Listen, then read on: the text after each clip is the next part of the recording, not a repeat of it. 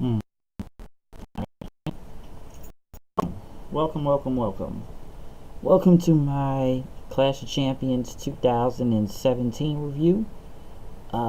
Pretty much I believe it's the final pay-per-view of this year for the WWE, and it's a lot about to say about this show tonight. Will I say this show sucked? No, it did not suck. Will I say this show was good? In a way. To be honest, I thought it was an okay show. I'll say that. I'm not saying it was the greatest show in the world, but it was good to okay. I will give it that. But as in, regarding, what happened to the night, there was a lot of things, some good, some bad, some surprising. Um, I guess I'll kick it off the pre-show match with Zack Ryder and Mojo. I really did not care about this match at all, and now I guess they're really trying to make Mojo into some type of legitimate heel now after all this time since he's won that trophy. And it would have made no sense if Zack Ryder went over. So it's pretty much good that Mojo went over in general. I don't really care about this feud of either two guys, but you know, it's just kind of whatever with both of these guys. Now, as in regarding to the rest of the show, pretty much the first official match of the night, triple threat match for the United States Championship. Baron Corbin, Dolph Ziggler, and Bobby Roode, and a very good match to kick off the show. I will say that I did enjoy this match. The crowd was really hot for it. It was really crazy out there. I did like the spot where Roode pretty much went, I guess, for those DDTs, and pretty much Corbin was there. I think Corbin broke it up in that, if I was right, or right. Right in that, but like I said, it was a really good match to kick off the show. I guess now they let Corbin take off his shirt. I don't know why, just to nitpick that for some reason, because usually they make him wear a shirt when he wrestles. But mostly the best spot was the end of days going into a zigzag.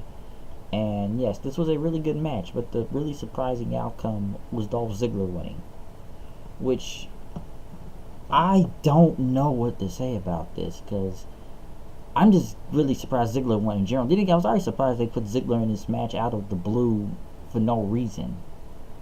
And I'm just looking at this as in, we know Ziggler hasn't really done a lot, and his heel turn was not good going into, this whole, once he turned heel, it was not good. And it really got to the point where, why should we give a crap about Ziggler? It was getting to the point where he was coming out to no reaction, and yeah, he did that whole do the music and no music thing, which he actually brought back tonight. But honestly, I was just counting down the days until Dolph Ziggler left the WWE, and I don't know, go to Ring of Honor or New Japan or join the Bullet Club or go to some company to pretty much kind of revitalize his career right now, because it was just getting to the point where I do not care, and I was just counting out the days. Now, as in him winning the title, that's just surprising. Like, I'm sitting there like, what the fuck? Like, we're really going with Ziggler?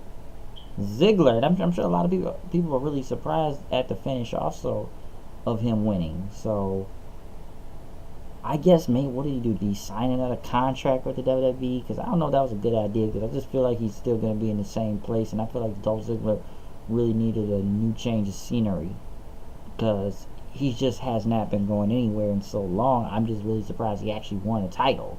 Like, literally, I'm very surprised he won the belt. Now, will this make him a transitional champion? I don't know. Do I expect him to hold it for a while? I don't know.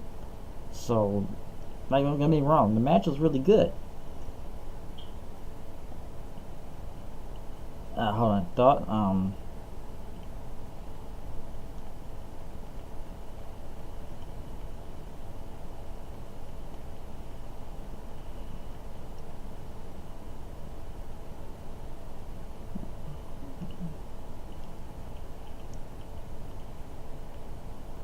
Hmm. Yeah, like I said, but it was really good. Really good match. But it's like I said. I don't know where Ziggler goes on from here with this. Like, we'll just have to find out and see what happens. But this was like literally the finish I really did not expect. I expected Ziggler to eat the pin. That would be it, and Corbin would just win it. Because I thought when Rude hit the glorious DDT on Ziggler, I expected Corbin to come in. He knocks Rude out the ring. He pretty much steals the win right there. But I guess this went into a whole different direction to Dolph Ziggler winning. Because, like I said, I was just getting tired of him to the point, and I'm sure a lot of people have also, where I just want him to leave the company and go somewhere else and be with another company right now. Because this is just getting ridiculous at that point. And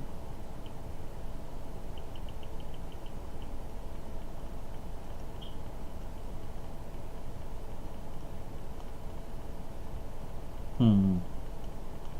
Yeah, like I said, we'll just have to find out and see what happens then. So, like I said, we'll just counting days, and hey, we don't know, but we'll just have to give it time. They went to Daniel Bryan and Shane McMahon being the referees for the night. Again, Shane McMahon, because since Shane McMahon always gets a custom shirt almost every time, he gets a custom, referee shirt too. Everybody gets a regular, but then he's always had custom gear when he comes out. Fatal 4-way tag team match. One thing, and I'm not saying surprisingly, but Rusev Day is over. Okay, Rusev Day was super over. Probably one of the biggest reactions out of the night. People chanted Rusev Day. English did the 12 days of Rusev, which was over, and people loved it, and even almost wanted an encore. So that was great. All right, that was really great, the whole Rusev Day thing. So at least finally Rusev is going somewhere right now and getting buried most of the time by Orton, or just not going anywhere. But yes, it was Usos versus Rusev and English versus the New Day versus Gable and Benjamin, fatal 4-way tag team title match. Even the Usos getting a remix with the 12 days of Christmas, when 12-day lockdown, 12-day lockup, lockdown, you know, lockdown pretty much being every day. This was a crazy match. It was going everywhere. I enjoy the chaos matches, so this was just a really great match. The fans was into it. People almost really believed Rusev and them were gonna win it.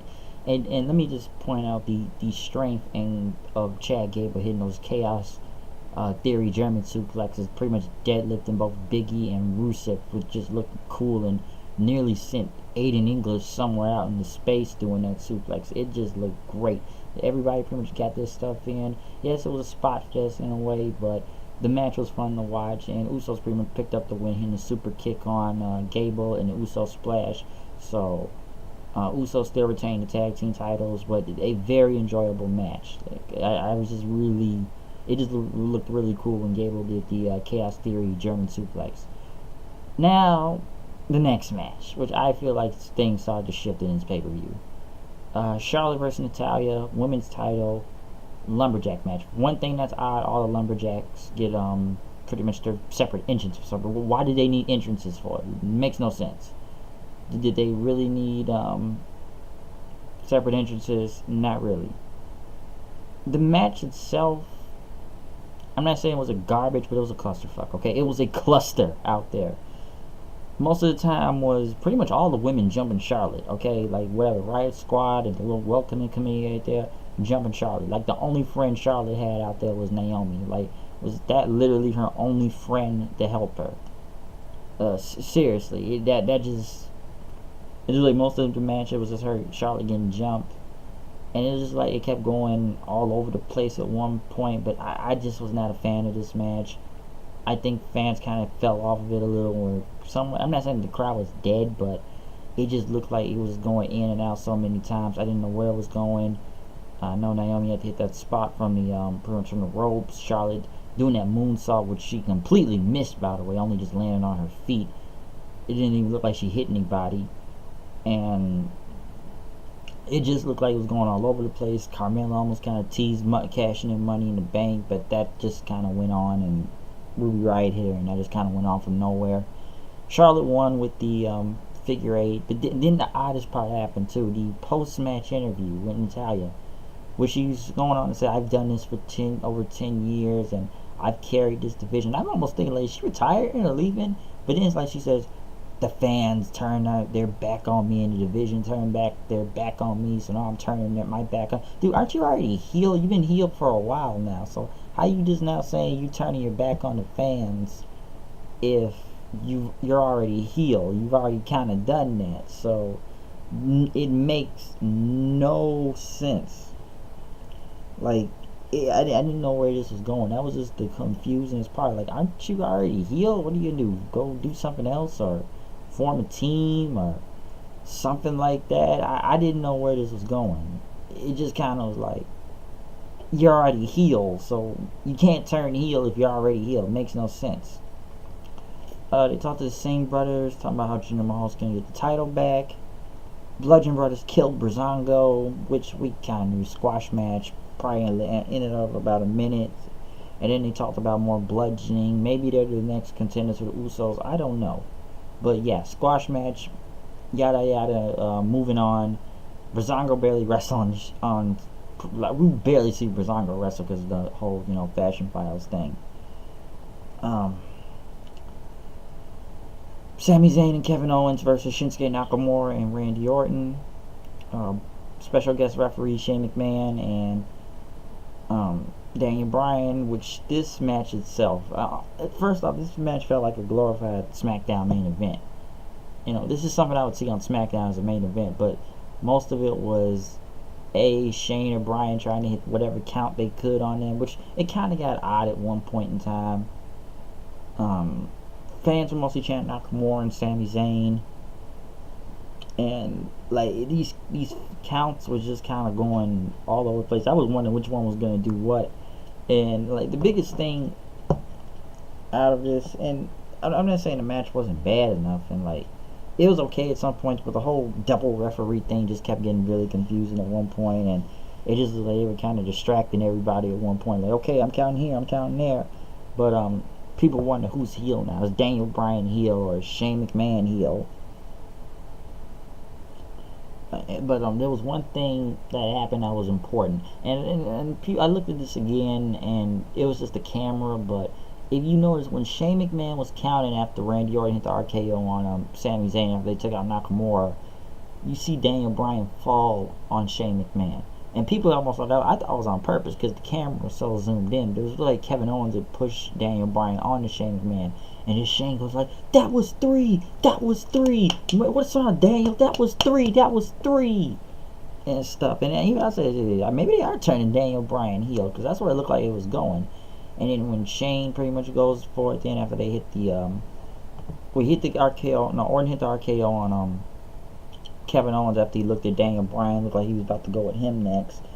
But I believe they just started doing these roll-ups thing, and Shane was about to pretty much screw over Owens and Zayn after he hit pretty much 1, 2, and then he just held his arm up when Zayn got the pin, and then Daniel Bryan and Shane are arguing with each other at a point in time, just going at each other, and fans are chanting yes, and they booed at Shane. Okay, they booed at Shane McMahon after Bryan stopped the count. And once Orton went for another RKO, Sami hit the pretty much rolled him up, and Daniel Bryan did a fast count, and pretty much Owens and Zayn get to keep their job as Nakamura, Orton, and Shane McMahon looked pissed after Bryan pretty much counted 3 on over Orton.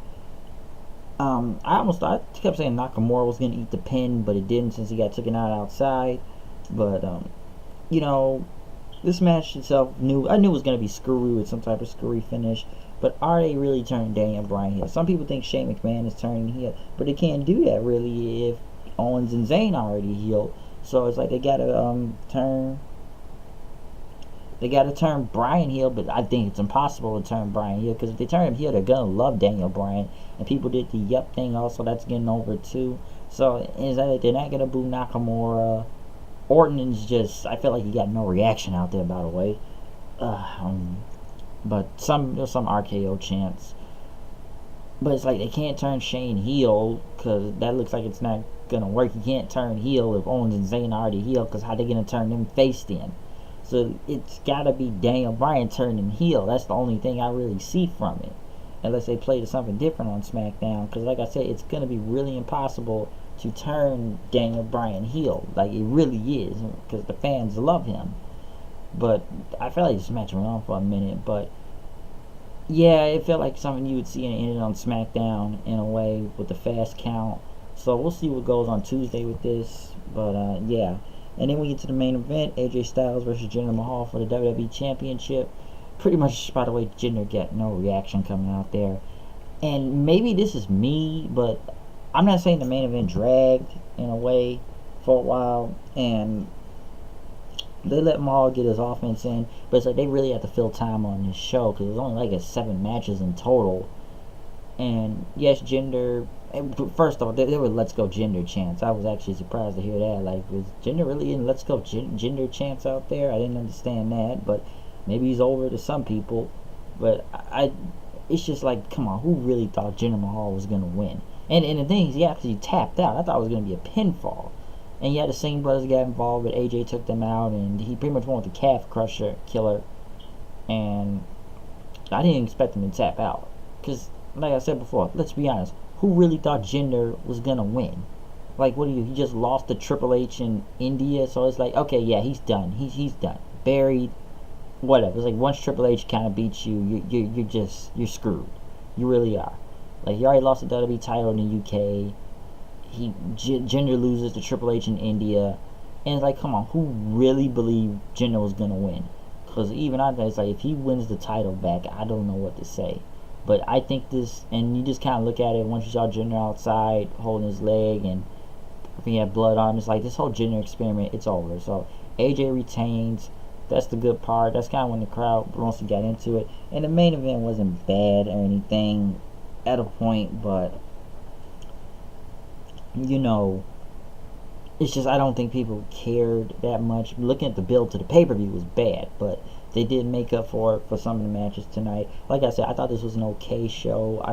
Okay to good show. I'm not saying it was horrible. It wasn't really bad. Yeah, it had its parts and it kind of lost its steam a little, but it was not a bad show.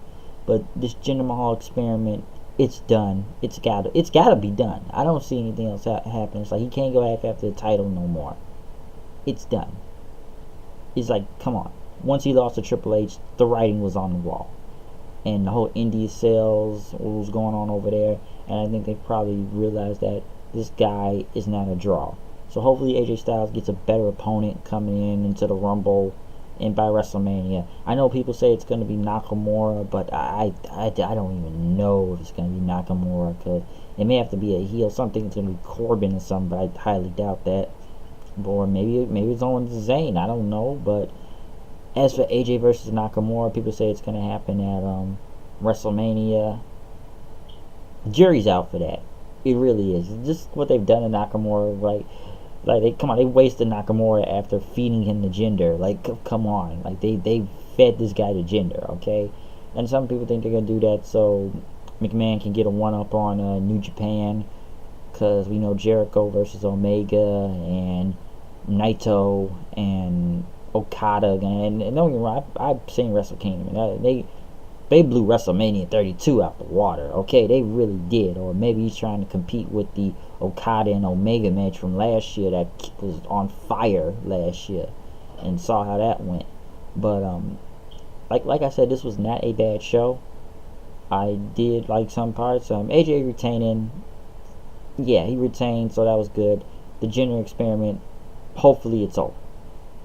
Where do they send this guy from this point? I don't know. Mid card, lower card, I don't know. But it's like I said many months ago, and I said this before I went to a Backlash, like nearly 5-6 months ago. You can't build a guy that was a jobber all this time, and you expected me to take him legit because he won like one match and now he's the WWE champion after he lost a whole bunch of other matches. From jobber to main event, it makes no sense. But I enjoyed the tag team match, the Fatal 4-Way one. Triple Threat was really good. The whole special guest referee was what it was, but it just kind of was somewhere all over the place. But we knew it had to be dissension with Bryan and Shane McMahon. The least match I did not like was the women's match. I think it was kind of a cluster out there, and it just kind of really got bad. And that post-match interview with Natalya was very, very weird and bad. It really was. But like I said, it was an okay to good show. I'm not saying the show sucked, but it was enjoyable though. So we'll see what happens on SmackDown this Tuesday. Because honestly, I thought Ring of Honor Final Battle was gonna outshine these guys big time this weekend. But like I said, good show. We'll see what happens. Live reactions and reviews are up. So I'm out of here. I'll see you guys later. Peace.